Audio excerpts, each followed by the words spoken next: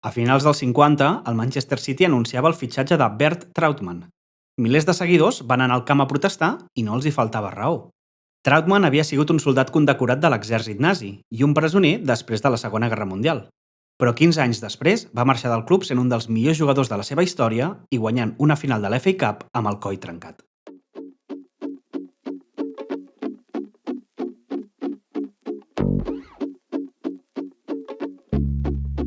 Sent històries de futbol.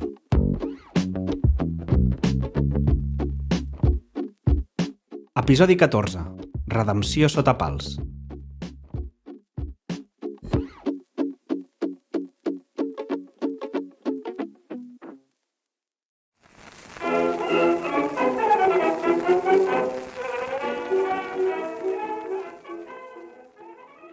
El 28 de juny del 1919 es va signar el Tractat de Versalles.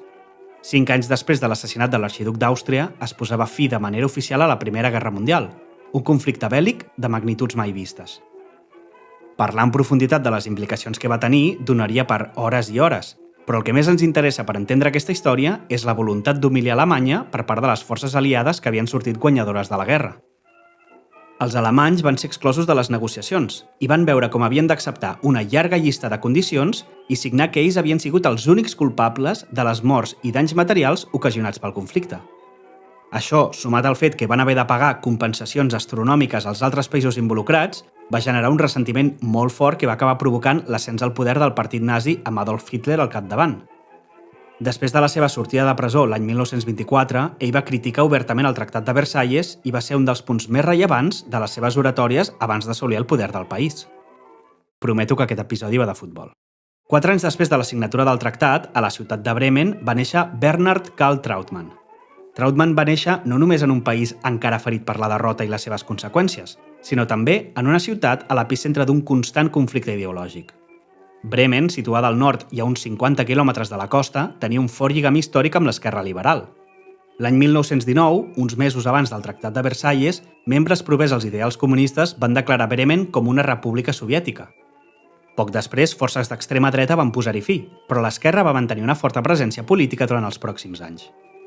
El petit Bernhard va viure en primera persona la delicada situació econòmica que vivia el país. Els seus pares van haver de vendre's la casa on sempre havien viscut i van mudar-se a una de les zones més pobres de la ciutat. Quan ets petit, costa entendre coses així, i segurament Trautmann no era plenament conscient del motiu pel qual el seu país estava tan feble i de com això justificava d'alguna manera l'auge del nazisme. Ell volia jugar i va trobar una distracció en els esports. Va unir-se a la YMCA, però el futbol i l'handbol li interessaven molt més que els valors cristians que promovia l'organització. Poc abans de fer els 10 anys, es va unir a la Deutsches Jungvolk, una branca de les joventuts hitlerianes que volia inculcar les ideologies del partit nazi als nois que tenien entre 10 i 14 anys. Trautmann era ros, alt i d'ulls blaus, i encaixava a la perfecció amb l'ideal masculí de Hitler. Tot sigui dit, Bernhard no tenia especial interès en el que li deien els líders de la Jungvolk. Ell continuava sent un nen i no podia estar-se quiet, així que els esports eren la seva prioritat. Amb 11 anys va guanyar diversos tornejos d'atletisme i va rebre un certificat d'excel·lència signat per Paul von Hindenburg, president alemany fins al 1934.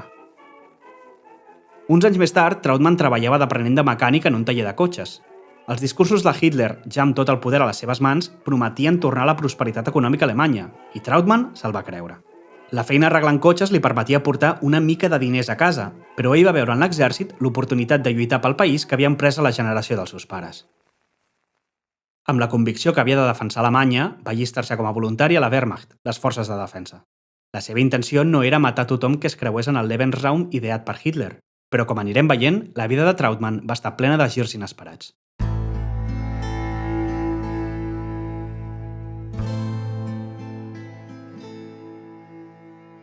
Ell va unir-se a la Luftwaffe, la branca aèria de l'exèrcit, per treballar com a operador de ràdio.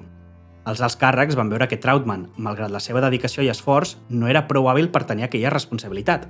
Així que li van dir que fes les maletes i anés cap a Berlín per aprendre a ser paracaigudista militar. Amb la guerra ja iniciada, va ser enviat a Polònia, però en una posició allunyada del camp de batalla. Una part de Trautmann estava tranquil sabent que ja la probabilitat de morir era molt menor, però el nen juganer i mogut que encara tenia dins necessitava moure's. En aquell moment continuava sent un adolescent. Va decidir que una bona manera de passar l'estona i alleujar una situació tan tensa com una guerra era fer bromes. Es va començar a fer a altres companys del seu mateix nivell, i un dia en va decidir fer una amb un cotxe. El que Trautmann tenia pensat com un mer passatemps per fer riure els altres soldats va provocar una explosió que va cremar els braços d'un sergent. Ell va ser enviat a presó durant 3 mesos, però va passar quasi tota la seva condemna en un hospital militar a causa d'una apendicitis. Quan va poder reincorporar-se a l'exèrcit, va ser enviat a les fredes terres soviètiques. Allà, Trautmann va començar a veure els horrors de la guerra, i aquell jove entusiasmat amb recuperar l'antiga glòria del seu país va anar escardant-se per dins. En una petita ciutat del que avui dia seria Ucraïna, va presenciar com un comandament de les SS executava sang freda a tot el poble, llançant-los tots seguits a una fossa comuna. Anys després, Trautmann va dir que si en aquell moment hagués sigut més madur, s'hauria suïcidat allà mateix. Però la guerra seguia, i la lluita contra els soviètics va ser molt més dura del que s'esperaven els líders nazis. Trautmann va passar a tenir un rol més important, però no va poder fer gaire cosa per evitar les morts del 70% de la seva unitat. Només 300 homes tornaven a casa, però Trautmann va rebre la condecoració de la Creu de Ferro, atorgada als membres més destacats de l'exèrcit pel seu valor, i va passar a ser sergent. Va lluitar a França, on va aconseguir escapar-se després de ser capturat, i va tornar a terres germàniques quan la guerra estava a punt d'acabar. Després de ser dels pocs que van sobreviure als bombardejos de Kleve, que van destruir el 90% de la ciutat, va decidir tornar a la seva ciutat natal de Bremen. Però hi havia un petit problema.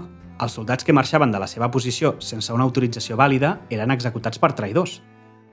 Trautmann va passar uns dies evitant soldats de tots dos bàndols, però va acabar sent capturat per membres de les forces aliades.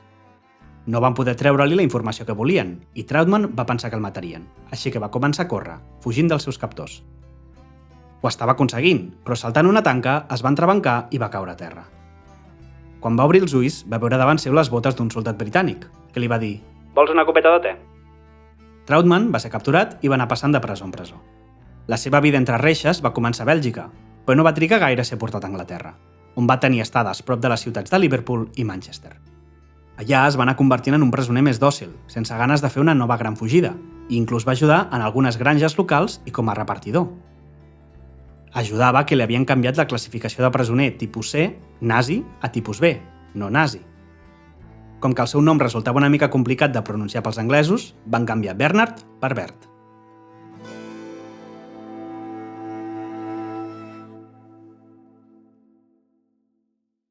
La vida dels presoners de guerra era monòtona, però el futbol oferia una manera d'alliberar la ment. Trautmann va poder tornar a fer un esport que no fos córrer evitant bales i bombes, i va coincidir amb Karl Kraus, que acabaria jugant al Schalke, i Günter Lur, que va defensar la samarreta del Bremenhaven 93 durant més d'una dècada. Lur jugava de porter i Trautmann de central, però en un partit Trautmann li va demanar canviar de posició perquè s'havia fet mal. És així com comença la història d'amor de Bert Trautmann amb la porteria.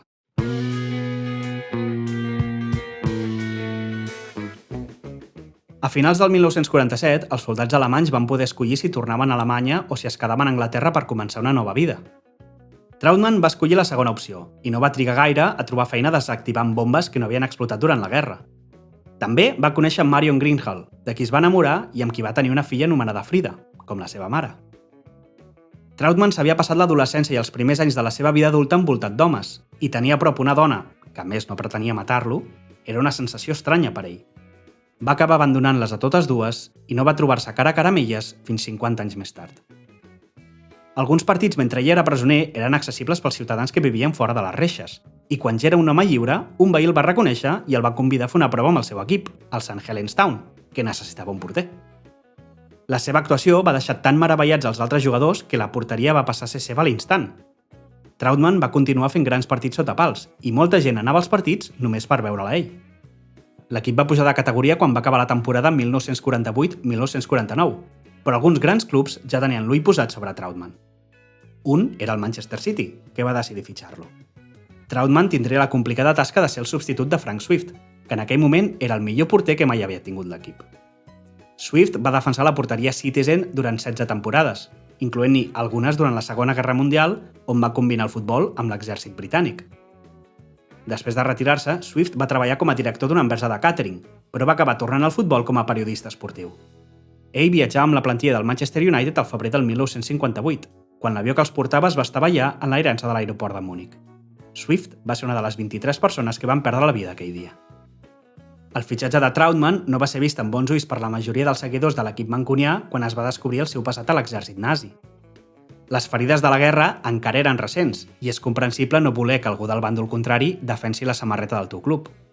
Encara més si tenim en compte la quantitat de morts que va provocar el conflicte. Les oficines del Manchester City van rebre centenars de cartes i més de 20.000 persones van sortir als carrers a protestar. Per acabar de posar més llenya al foc, la ciutat tenia un alt nombre de jueus, però el rabí de Manchester, Alexander Altman, va defensar el jugador en una carta a la premsa. En Bert és un jove decent. No el podem castigar ell per tot el que ha fet al seu país. D'altra banda, el capità de l'equip, Eric Westwood, que havia lluitat a les costes de Normandia durant el conflicte, també va sortir en defensa del seu nou company d'equip, dient que no hi ha cap guerra en aquest vestuari. Però tot això no va servir per calmar la situació. Trautmann era rebut amb crits de nazi i assassí a tots els camps on jugava, i la seva concentració durant els partits es va veure afectada. El cas més clar va ser una derrota per 7-0 al camp del Derby County. El partit contra el Fulham al gener del 1950 seria la seva primera prova de foc. Era el primer cop que anava a jugar a Londres, una de les ciutats que més va patir els atacs de la Luftwaffe. La premsa i els fans havien creat un ambient encara més hostil durant la prèvia, i la previsible derrota dels Citizens va incrementar l'odi cap a Trautmann. El partit va estar acompanyat dels insults habituals cap al porter alemany, però Trautmann va respondre amb una actuació memorable. Els insults es van convertir en silenci i el silenci en aplaudiments.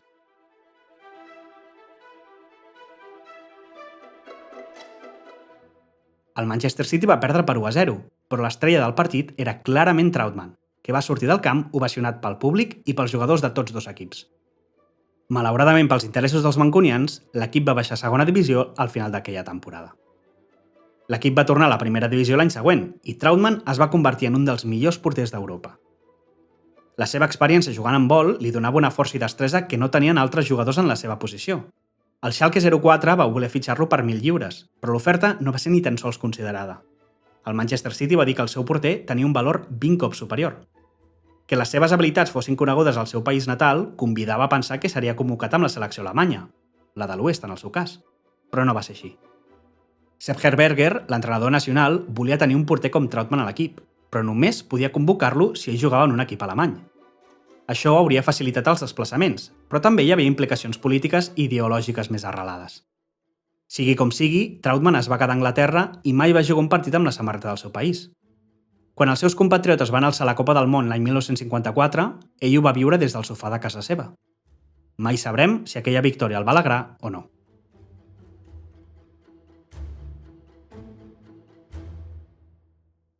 Amb Les McDowell a la banqueta del Manchester City, el club va experimentar un parell de temporades molt bones.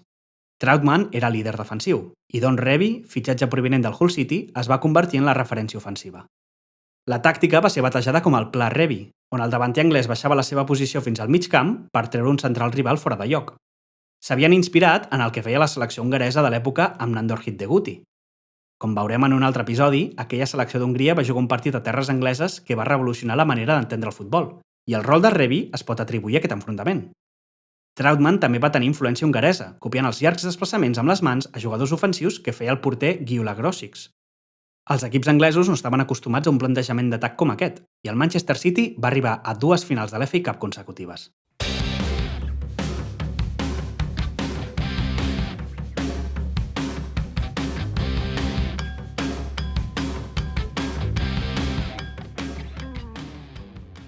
Els Citizens arribaven a la final de l'any 1955 amb Don Revie com a vigent campió del premi a millor jugador de la primera divisió anglesa.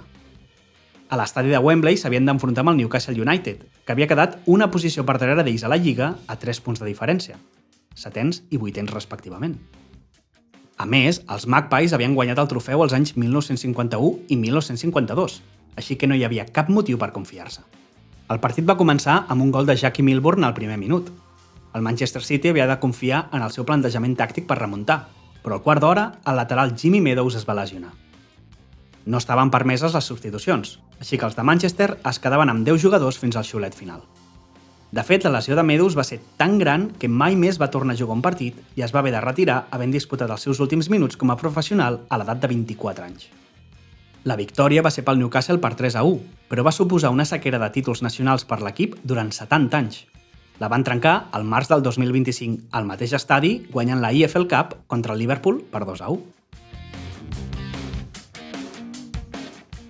Els pares de Trautmann havien viatjat des de Bremen a veure el partit, convidats pel mateix jugador. A la dècada dels 50, la final de l'FA Cup era l'únic partit que es televisava a Anglaterra, però resultava impossible veure l'enfrontament des d'altres països. Segurament era el primer cop que els pares de Trautmann el veien jugar a futbol d'ençà que ell era molt petit. A les graderies també estava la reina Elisabet II, amb qui el jugador es tornaria a trobar més endavant. Com a curiositat, l'àrbitre d'aquella final va ser Reg Leaf. En un partit de la Copa d'Europa l'any 1960 entre el Real Madrid i el Futbol Club Barcelona a l'estadi Santiago Bernabéu, ell va anul·lar 4 gols als locals. Els fans del Madrid van considerar això un escàndol i una senyal que la UEFA no volia que guanyessin el trofeu per 6a vegada consecutiva. Alfredo Di Stefano va dir que no volien que dominéssim la seva copa i per això han posat a un àrbitre anglès. El Barça va guanyar l'eliminatòria per un 4-3 global i va arribar a la final, que va perdre contra el Benfica d'Eusebio i Bela Gutmann. La derrota va portar el capità Roy Paul a prometre que l'any vinent alçarien el trofeu. 363 dies més tard, tornaven a l'estadi de Wembley buscant portar la copa cap a Manchester, però el camí no havia estat del tot senzill. Durant el primer partit contra el Blackpool van encaixar gol al cap de 10 segons i el partit es va ajornar per boira segons després que aconseguissin l'empat. En la següent ronda, pluges torrencials van deixar el camp ple de fang i amb una superfície poc plana. El seu rival, el Southend United, jugava una categoria molt inferior i estava acostumat a camps així. Trautmann va haver de salvar l'equip nombroses vegades fins que Joe Hayes va marcar el gol de la victòria.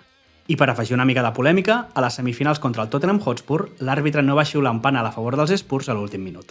Trautmann havia agafat clarament la cama del davanter George Robb, però el xiulet no va sonar i el Manchester City va guanyar per 1-0.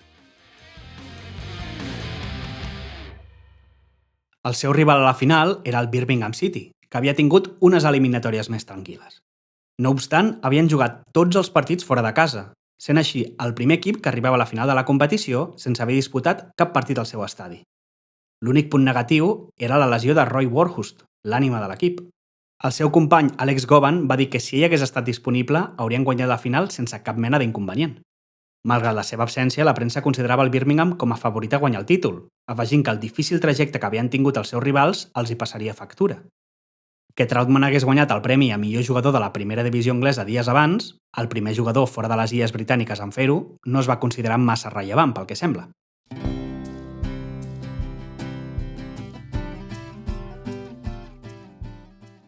Les graderies eren plenes amb prop de 100.000 espectadors i tots dos bàndols van cantar cançons conjuntament. Sentint això, Roy Paul va recordar la seva promesa i va voler fer un últim crit de motivació als seus companys. Va alçar el puny i va dir: "Si no guanyem, us endureu això." Cada equip va jugar fidel al seu estil i els primers 45 minuts van acabar en empat a 1. Costava molt trobar la manera de trencar l'esquema rival, fet que va portar a una forta discussió entre Don Revie i el central Ken Barnes. Revie deia que havien de ser molt més agressius atacant i Barnes deia que havia de vigilar Peter Murphy, davanter del Birmingham. Les idees de Revie es van imposar i el Manchester City va marcar 2 gols passada l'hora de joc. Fins ara ens trobem davant una final com qualsevol altra, però aquell partit va passar a la història pel que va passar en els darrers 20 minuts. Peter Murphy va aconseguir desempallegar-se del seu defensor i va quedar-se sol davant de Trautmann. El porter, sense pensar-s'ho 2 cops, va llançar-se als peus del davanter rival per atrapar la pilota, però el seu coll va impactar amb molta força contra el genoll de Murphy. Trautmann es va quedar a terra, inconscient durant un parell de minuts. Les normes de les substitucions no havien canviat respecte a l'any anterior, així que si el Manchester City perdia el seu porter per lesió, no podrien fer cap canvi i un jugador de camp hauria de posar-se sota pals. Roy Paul ja començava a veure un final de partit tens i pensava qui podria ocupar el lloc de Trautmann, però no va haver de prendre cap decisió. Trautmann, marejat i pràcticament incapaç de mantenir-se en peu, va dir que ell continuava jugant. El preparador físic tenia molts dubtes, però la insistència de l'alemany van fer que l'equip continués el partit amb 11 jugadors.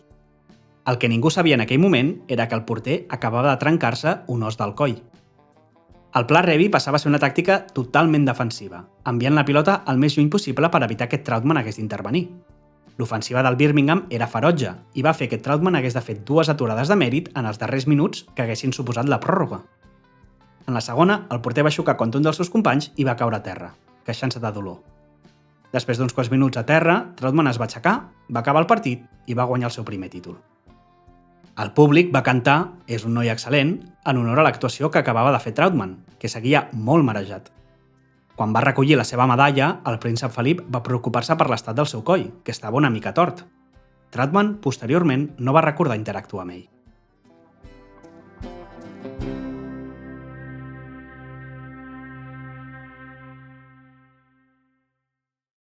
Trautmann va passar-se la següent temporada recuperant-se de la seva lesió, però un incident inesperat va fer que també hagués de fer una recuperació més enllà del seu físic. Ell s'havia casat l'any 1950 amb Margaret Freer, qui havia conegut mentre jugava al St. Helens Town, i un any més tard ella va donar llum a un nadó que van anomenar John. Pocs mesos després de la victòria a Wembley, el fill de Bert Trautmann va morir en un accident de cotxe.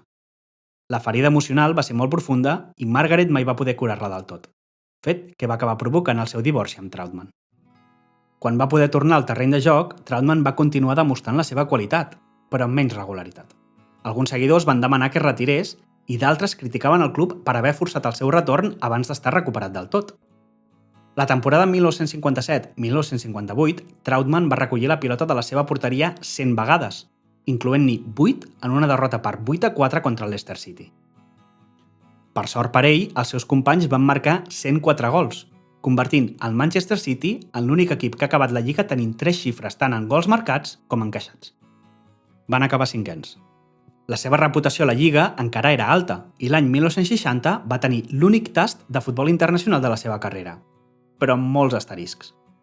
Primer de tot, no era amb la selecció alemanya, sinó com a membre del millor 11 de la Lliga anglesa contra els millors jugadors d'altres lligues. Trautmann, que era el primer estranger a participar-hi, va capitanejar l'equip anglès contra les lligues irlandesa i italiana. Segon, el partit no tenia la repercussió que havia tingut en anys anteriors. Abans de la creació de la Copa d'Europa, aquests enfrontaments tenien molta importància i seguiment a Anglaterra, quasi tant com els partits internacionals contra Escòcia. A partir de la dècada dels 60, l'interès i audiència va anar baixant en picat i va deixar de jugar-se l'any 1976. Trautmann va continuar jugant al Manchester City 4 anys més i va marxar com el jugador amb més partits jugats amb els Citizens. Avui dia ocupa la quarta posició amb 545 partits disputats. El seu últim partit a la ciutat mancuniana va ser el seu homenatge, i Trautmann va ser el capità d'un equip que combinava els millors jugadors dels dos grans clubs de Manchester contra la resta d'Anglaterra. Noms que ja coneixem com Tom Finney i Stanley Matthews eren rivals de Trautmann aquell dia, però no van aconseguir inclinar la balança cap a ells, i el porter alemany va retirar-se amb una victòria per 5-4. Dennis Law i Bobby Charlton, altres coneguts nostres, jugaven a l'equip de Manchester. Charlton, que havia definit a Trautmann com el millor porter al qual s'havia enfrontat, havia pogut sentir que era tenir-lo al seu equip, encara que dolors a les cames van evitar veure la versió gloriosa de Trautmann que l'havia convertit en una llegenda. Matt Busby, l'entrenador de Charlton i Law al Manchester United, havia dit als seus jugadors que, abans de xutar Trautmann, no miressin a porteria.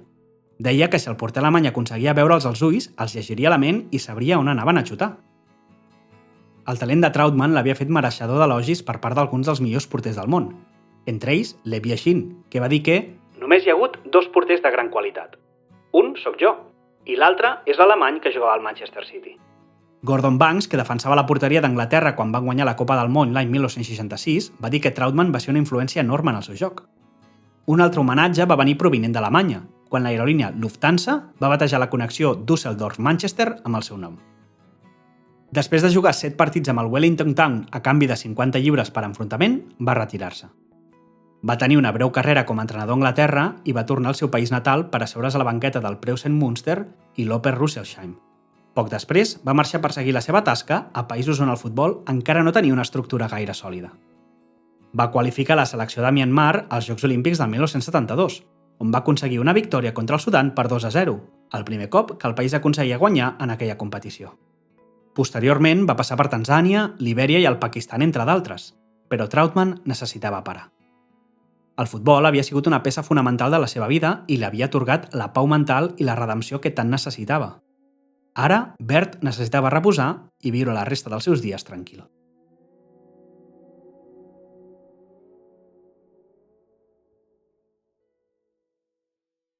Al 1990, Trautmann i la seva dona, la tercera, van construir-se una casa al petit poble d'Almenara, prop de València. Ell mai va aprendre a parlar ni valencià ni castellà i passava el dia cuidant el seu jardí.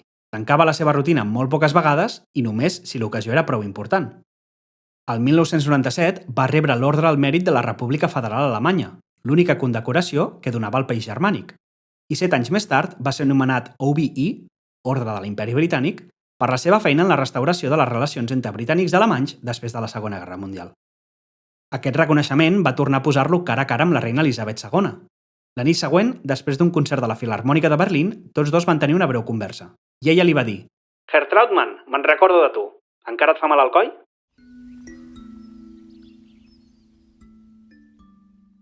Una carrera com la de Trautmann ens pot portar a pensar que casa seva seria un museu ple d'objectes, però la realitat era ben diferent. A les parets no hi penjava cap imatge d'ell fent una gran parada o aixecant la FA Cup. Tampoc hi havia cap samarreta signada, cap pilota ni cap parell de botes. Això últim podria sobtar una mica si considerem que Trautmann va ser el primer jugador a portar calçat Adidas a Anglaterra gràcies a la seva amistat amb Adolf Dassler, creador de la companyia. L'únic record que guardava era una postal signada per Ricardo Zamora, a qui va conèixer durant una gira del Manchester United per terres espanyoles a inicis dels 50.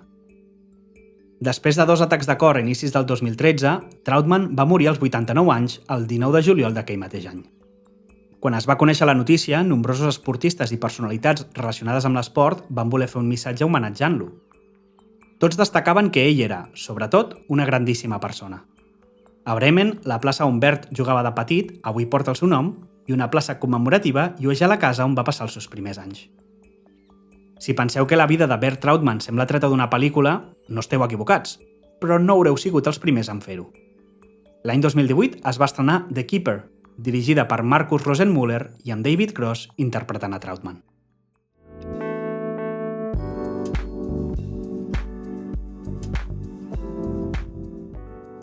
Gràcies per escoltar aquest episodi. En el següent, parlarem del primer gran equip de la història del futbol.